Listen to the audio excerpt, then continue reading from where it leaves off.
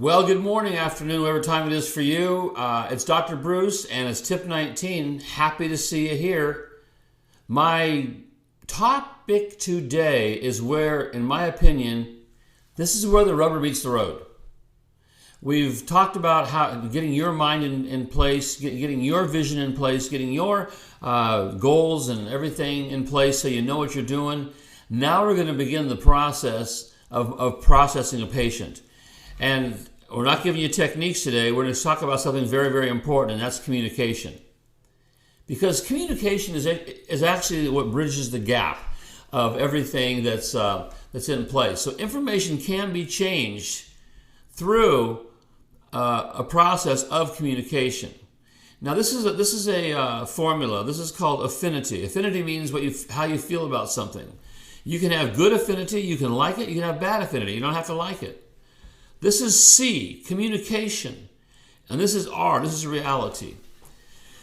Every one of your patients that walks through your office, every person you meet, every person that you ever come in contact with has a reality about life. You know, we talked earlier about we have our personal philosophies. So they have a personal philosophy. So if I walked up to somebody and they asked me, what do you do? I communicated, I'm a chiropractor. Instantly, their mind's going to search for that word. And what's their reality on chiropractic? How do they feel about chiropractic? And their response is going to be based on what's in their mind bank. So if somebody had heard about chiropractors in a positive way, they go, oh, I've heard of chiropractors. I've never been to one, but yeah, they're pretty cool, I think, because they don't know.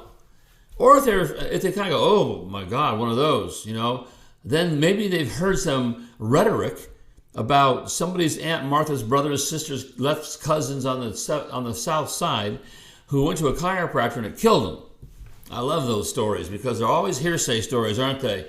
But that's all that's in their mind bank. So therefore, the affinity, the A, is actually how they're going to respond to what you said based on what's in their mind. And they're not going to they may not even like you at the moment because all of a sudden now you're a questionable person. You hurt people. You kill people.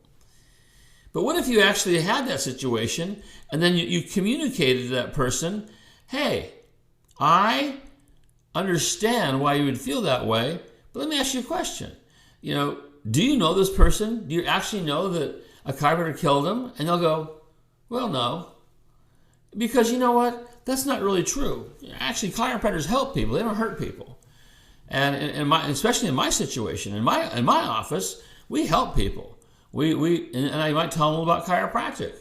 Now, by communicating my reality to their reality, their affinity can actually go from a negative affinity to a positive affinity.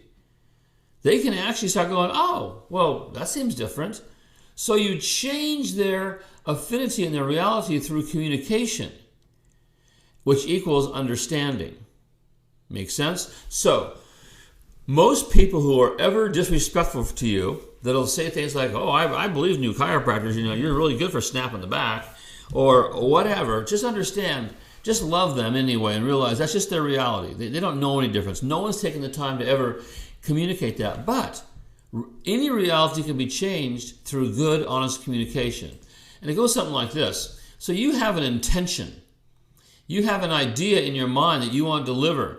So what you want to be heard and understood is from you. Well, this is not you, a baseball guy, but just a picture of a guy who has intention, I guess. And then you deliver it to that person. You tell them what you want them to know. So you intend and that's why I was saying earlier how important it is for you to be absolutely crystal clear about your mission, absolutely crystal clear about what chiropractic is in your mind, what your philosophies are, because when they walk through your door, remember, this is your chance to start moving them. I guarantee you, they're all walking through the door with a medical model on their mind. They're all walking through the door wanting treatment. They're all walking in the door because somebody told them you're good to fix headaches or back sprains or whatever. That's why they come. And if you want to have that family wellness practice, you got to understand the only way to have that is through changing their reality, changing their affinity about chiropractic, through your intention for them to know what it is you're doing. You deliver it clearly, telling them what you want to know. And then here's the deal. They got to acknowledge it. It's like sometimes you talk to a patient and they go, and they turn their head. Their acknowledgement is, I'm not buying you, dude. Sometimes, I watch people in reports and the doctor's going on and on and on in report of findings. The patient's sitting there kind of glary-eyed, and then it's all done. Well, you have any questions? They go, well, no.